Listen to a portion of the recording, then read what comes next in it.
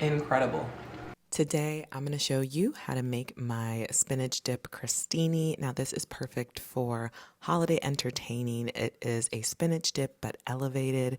We start out by making our $1,000,000 bacon. So to a lined baking tray, you're going to add your thick bacon with some brown sugar. You can use light brown sugar or dark brown sugar. It's totally up to you. Once you've put the brown sugar on top of the bacon, you're going to go ahead and add some freshly cracked black pepper, and then into the oven that goes until the bacon is nice and crispy.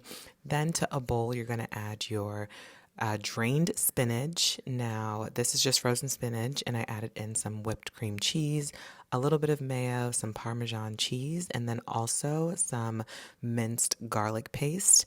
Into the bowl, we also add in our mozzarella cheese because that's going to give us a really nice cheese pull. We mix it all up and we set it aside.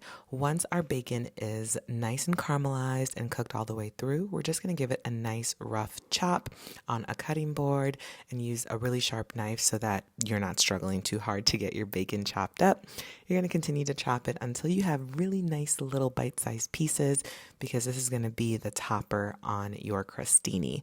Now, I went ahead and bought crostini from the bakery that was already made. It had a really nice like garlic and herb flavoring on it already.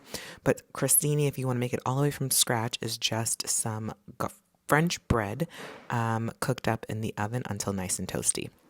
We're going to add our spinach dip right on top. I like to use 2 spoons so that it's not too messy and it's really easy to transfer onto the crostini. Then we're going to top it with our bacon. Now keep in mind everything on this is pretty much cooked at this point. All you're doing is just warming everything through, bringing everything back up to temperature, and then getting like a nice crisp on your bread. So you don't want to cook this too long in the oven once you've assembled it. So I'm going to finish assembling all the crostini, and I'm going to just top it with this gorgeous glazed $1,000,000 bacon. And once I do that, I'm going to make sure that my oven is preheated to about 400 degrees, and it should be because you already have your bacon that cooked in the oven. So again, the oven's already hot, so this is just the perfect opportunity to pop this back in and bring everything to temperature. Once everything is to temperature, about 5 minutes or so, plate up your crostini, and your guests are going to be so thrilled with this dish. Trust me.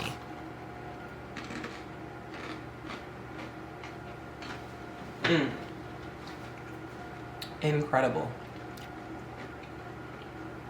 You gotta try this. Try it. So good. If you love this video, be sure to click this one and this one for more, and stay tuned because more fall and Thanksgiving holiday prep videos coming soon. If you made it this far in the video, let me know in the comments below what sides you want to see me make for the holiday season, and I'll be sure to do it for you. Until next time.